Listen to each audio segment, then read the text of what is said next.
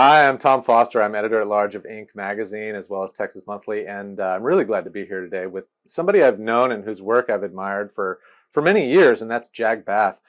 Jag is the Chief Digital Officer of the grocery giant H-E-B, as well as CEO of the on-demand delivery company Favor, now an H-E-B subsidiary. Jag is an e-commerce veteran of Gilt Group, Retail Me Not, and other companies who became CEO of Favor in 2015. In 2018, that company was acquired by H-E-B, the first acquisition ever, I believe, in H-E-B's long 115-year history. And Jag, at that point, took on the dual role he has today. We're going to get into this a little bit as we talk, but I want to give a super quick primer on these two organizations, H-E-B and Favor, for folks who are here who might not be familiar with them. H-E-B is one of the largest privately owned companies in America. It is a family-run grocery chain whose stores are almost exclusively in Texas.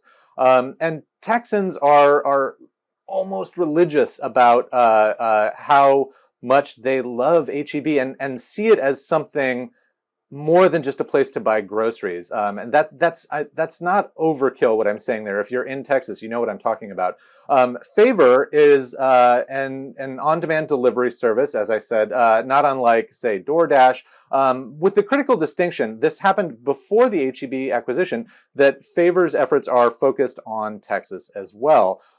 In case you think that sounds like small ball, consider that in less than 5 years under Jag's leadership, Favor has launched in over 200 Texas cities, with more than 100,000 runners on its platform who have completed over 40 million deliveries to date. Not insignificantly, Jag has also led Favor to become the first U.S. on-demand delivery company to achieve profitability. All of which made Favor a very interesting fit for H-E-B and leads to today's topic, what Jag calls community-driven innovation. Before I go on any longer, I want to introduce Jag and let him do the talking. Jag, welcome. Thanks, Tom. Thanks for having me. You bet. And thank you for the great intro. I really appreciate it. You bet. I want to start with something, but I want to talk about this idea of community-driven innovation. But let me prompt that with a quote from H-E-B President Craig Boyan, who said this was sometime in the past year, as this pandemic year. H-E-B has done a lot and did a lot early on to be sort of prepared for this major disruption in how we live and how we sort of do everything.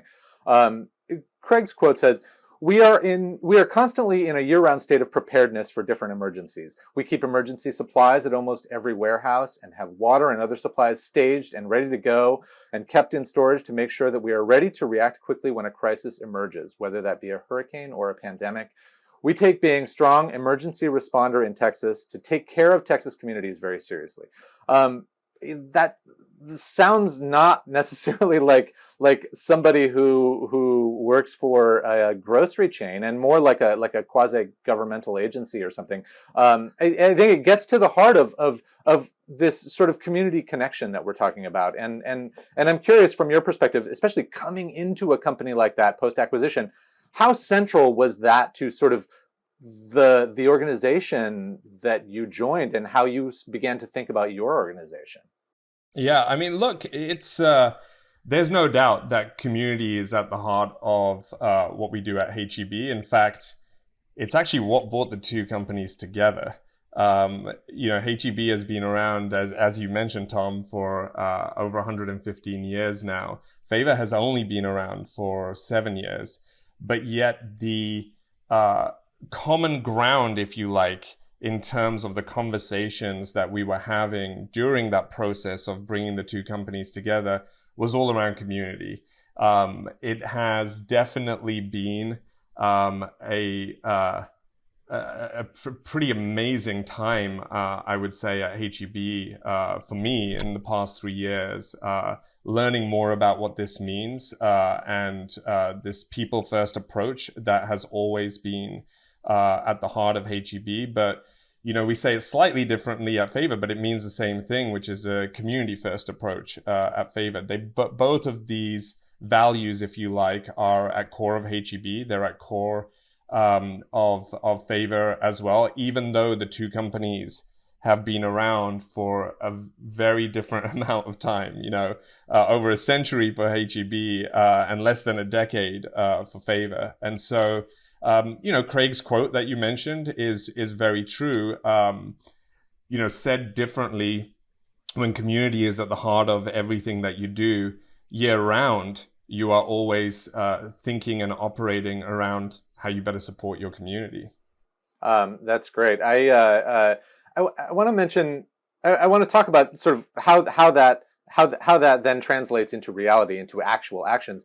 I want to read. I promise I won't do a lot of this, but I want to read you one more quote. There was an interesting New York Times story very recently after these winter storms that Texas suffered, and it was talking about HEB as well. And there was a quote from a marketing professor at the University of Texas, a guy named person named Lee McAllister, who in trying to sort of parse what it is that makes HEB able to respond in these kinds of scenarios, says it comes from the heart, and they're good at logistics. Like, it's just these two very simple things: being really good at logistics and having heart.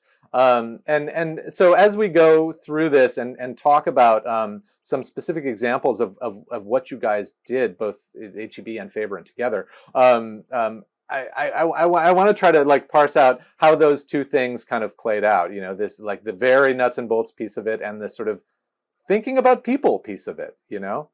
Yeah. Well, look, it's very interesting because Favor at its core, when you think about Favor operationally, Favor is a local logistics company. Now, how you experience that as a customer, or as one of our delivery drivers who we call runners, or as one of our restaurant partners or merchant partners, it's all very different how you experience it. But at the crux of the operations, it is local logistics. Then you bring HEB into the mix, which I can tell you, that quote is a great quote, because logistics is at the heart of HEB, and operations is at the heart of HEB, and runs pretty much, everything that we do is operational. It is logistical. It is backed by technology, but seeing it at this grander scale, and you tie that together with, as you said, this people first, community first approach, you really do have something magical that comes together when you have those two things. So it's interesting that you bring that up as well, because as I stated, one of the things that really brought the two companies together was this community first, people first approach, which is very different when you think about other companies that go through an acquisition. Like this was, you're right, it was the first ever acquisition in HEB's 115-year history, but that also led to how it was executed very differently from classic acquisitions that happen, everywhere else. And then, the second piece that brought the two companies together is this, common core operational piece around logistics. Well, so how does that, I think in both cases, the fact that HEB and Favor are focused on Texas, which, let's be honest, is a very large place, but is a defined space in a way that is tighter than, say, a DoorDash or I don't know, pick your national grocery chain, and pair that sort of that those geographic boundaries with this focus on community as an idea. How does that change the way one thinks about logistics for a company like Favor or for a company like HEB? Are there sort of specific different frameworks that come into play as you think about problems when they arise? Yeah, there's no doubt.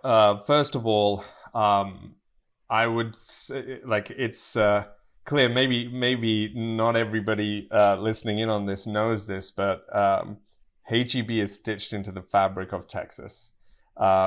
You've already described that anybody here in the state obviously is very familiar with HEB, and for us at Favor, this is something that we always, since the early days of the founding of the company, HEB was always an example for us. But it does change, I would say, both at Favor, which is a smaller scale than HEB, but at both HEB and at Favor, it does change how you think about how you operate, both logistically and how you think philosophically about the communities. First of all, you know the geography better than anyone. So that's one thing. The second thing is that you learn very quickly the things that are very important to our communities. And by the way, there's the Texas community at large, but then there's the communities that are different from city to city, from rural town to rural town, and from region to region within the state of Texas. And, this is something that has continued to make HEB not just unique in our approach, but also it's the part that you talked about earlier and the part that I describe as HEB being stitched into the fabric of Texas, because every store of all of our stores here in the state of Texas is different, because the stores optimize for the communities around them. And again, this is all about community first, people first. When you know what we know about our communities around our stores, you're able to serve the needs of those communities when they walk into the store. So I walk into my HEB, which is a few blocks from where I live. It's very different from just driving down the road a few minutes to the next HEB. And I think a lot of this is a differentiator when you are focused in on a single state versus the challenge of focusing on the country as a whole. So there is definitely a difference here. And the same is true at Favor. We've found this at Favor as well. Understanding our communities, and like I said, the needs are different from city to city, from rural town to rural town. And the combination of Favor and HEB has allowed us at Favor to learn a lot more about that. So you're absolutely right that geographically that focus definitely results on more of a focus and more knowledge about who our community actually is. I should know the answer to this, but is Favor, because of Favor's focus on Texas, does Favor sort of get more granular in its ability to serve small towns than, say, I don't know, DoorDash or whatever larger analogous service? Yes, for sure. And I think the most telling thing is something that we did recently. Actually, there's been a lot of focus, as you know, on HEB and Favor, particularly as the pandemic started. And as the pandemic started and our focus on Texas really allowed us to understand what was needed, we were able to very quickly at Favor expand into those towns and cities that actually had no presence at all when it came to a delivery company. They may have had a presence and when it came to HEB because of our presence across the state and the decades that we have been here in Texas. But for Favor, we expanded very quickly. In fact, we expanded into 75 new towns and cities in the space of a week because of the pandemic. Now, that may sound, I make it sound very easy, but that is a very, very difficult task. And you can only pull that off when, one, you're supported by HEB, but two, when you understand the needs of the state. And that's in stark contrast to, I always use this example, 2018 at Favor, we expanded across that entire year into 40 new cities and towns across the state. So to do 75 in a single week just, I think, exemplifies what you're saying about the knowledge and the resources that we have. And when they applied in a focused way to the state, you're able to move a lot faster. That's kind of an unbelievable statistic. Expanded into 75 new markets in a week. When in 2020 was this? Was this early in the pandemic? Yeah, this was at the end of March, early April, and the reason behind it was largely to get our service to more seniors at the time. There was something that we launched called the Senior Support Program. It's still available today, and it's still used by a lot of seniors today. But the goal at the time was, how do you get that program that had just recently been launched to as many seniors as possible across the entire state? So let's talk about the Senior Support Program. Can you define what that is exactly? Yeah, I mean, this was a program that we launched at the start of the pandemic. It was soon after, the first thing we did was launch contactless deliveries. And that also sounds very easy now, but was a very difficult thing to pull off. But it's very commonplace. Everybody's, obviously familiar with that. The senior support program, however, was something that we decided to do because of what we were seeing early on when the pandemic started. When the pandemic started, we started to see many retailers, not just here in the state of Texas, but across the country, shift towards something that they were referring to as senior hour. And senior hour was early in the morning before stores opened, allowing seniors access to, essentials that they needed. Overall, on paper, that sounds like a great idea, except when the CDC is telling all of us that seniors are most at risk and that those with underlying conditions are most at risk, which is still true today. And still, something that the CDC has continued to advise. And so, when it came to us at HEB, what we didn't want to do was just replicate what was happening and what we were seeing and just open doors to seniors early on. But by not doing that, we had to come up with a better solution. And to us, we wanted to optimize keeping seniors at home where they were most safe. And figure out how do we get groceries and essentials to seniors at home. This is a great example of Favor and HEB coming together. First and foremost, our thinking was around, well, let's open up. Obviously we have an app at HEB and a website at HEB where you can place an order for curbside and home delivery. So that's something you can leverage. Not really. Not when you're in the midst of a pandemic and you have a huge increase in foot traffic coming into your stores. And in parallel to that, you've got a huge increase of people trying to find slots for a curbside pickup or a home delivery. And layer on top of that, with seniors not necessarily having access to the internet, not necessarily having all of the knowledge and know-how of using an app or even a website. Like, you have to really think differently. So everything, our norms, if you like, when it came to digital approaches, had to be thrown out the window. And we had to rethink everything. And the first thing we did was we launched a decentralized call center. Now, we wanted to leverage our call center and create something that seniors could pick up the phone and call and place an order. But our call center was also inundated. So we had to create a brand new call center. And by the way, at the start of the pandemic, this is something that was not centralized. So we had to create a technology that would allow our teams to essentially take calls anywhere. And that decentralized call center was staffed by volunteers across Favor and HEB. So now you're taking calls from seniors built on technology that had to be built in, quite frankly, hours and days, not weeks and months. So all of our processes go out the window as well. And, now you've got something where you can get to seniors. But now, layer on top of that, you talked about logistics and operations that all have to change. So now, while slots are in high demand and there's a lot of foot traffic in stores, now we're sending Favor runners into stores with directions from a decentralized call center on what items to shop for seniors and then deliver them contactless to the doorstep of seniors.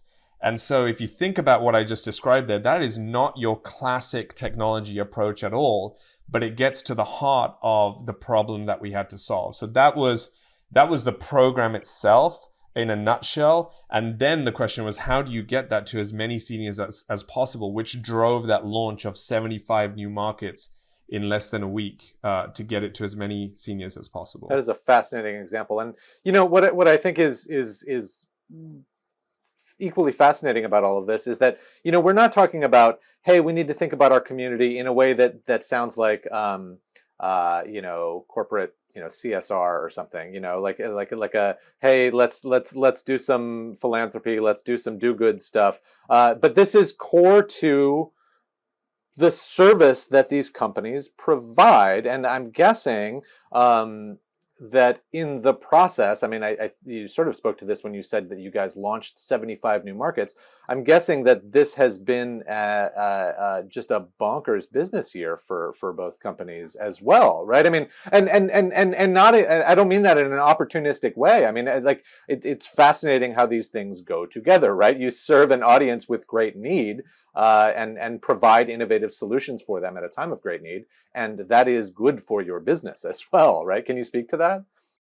Yeah, look, we became an essential business overnight at HEB and at Favor overnight.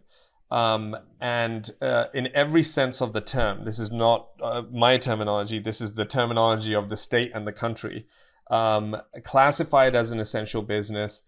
And, you know, for us, that's a term used by others, but for us, we've always viewed the service that we provide as essential to the state and our communities. With with the pandemic, and I'll go back to the quote that you read earlier from Craig, our preparedness, I would say, especially from a logistics and an operational and a community standpoint, was great. But you know, we've openly talked about how there are a lot of things that we just couldn't have prepared for. We were watching what was happening early on in the year on the other side of the planet, quite frankly, and thinking about how is that going to impact the US and how is it going to impact Texas. And we started to have a lot of discussions and even run tabletop exercises of what we would do. That's where we identified things like contactless delivery. We saw that happening internationally, and we started to work on it earlier. You know, what we were not able to prepare for was, you know, some of the things like the run on certain products that we were not prepared for. Cleaning essentials was one thing, but like toilet paper, which obviously, you know, everybody's been talking about. So there's definitely things like that were surprising to us. But I would say that this year-round preparation and thought that has equipped us very well for responding to hurricanes or other you know, emergencies and disasters that happen in the state equipped us a lot better for it. Well, speaking of that, yeah, I'm sure there are other examples we could talk about, programs that came up during the pandemic. But let's talk about the sort of spinning it forward in the larger sense. We just went through a big emergency, right, with this winter storm that led to widespread blackouts, loss of water for large portions of the state, a really existential crisis for a lot of people in the state of Texas. What were some of the learnings, either, you know, new programs that you were able to leverage, or new ways of thinking and problem solving that you were able to leverage when facing that recent crisis? This most recent one was one of the toughest for us, because it, quite frankly, almost closed down all of our operations at HEB and at Favor. And as we talked throughout all this conversation, that logistics and operations are at the heart of what we do, paired with our focus on our communities and our people first. And at a time when people are without power, without water, and infrastructures are basically really brought to their feet, it was very, very difficult to respond. For us, I would say the biggest learning was our all hands on deck approach, where, you know, a lot of times as businesses, you know, we talk about our departments or our functions, or, you know, you and I have talked about this before, the conversations around digital over here and brick and mortar over here.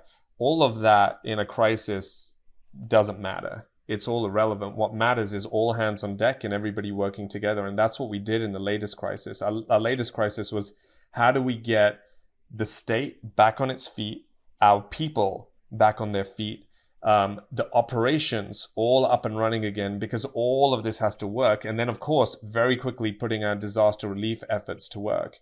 You know, we did a lot of things immediately. You know, on the Favor side, we focused on Austin right away, which is where we're headquartered. And, you know, we worked with some of our restaurant partners and some community partners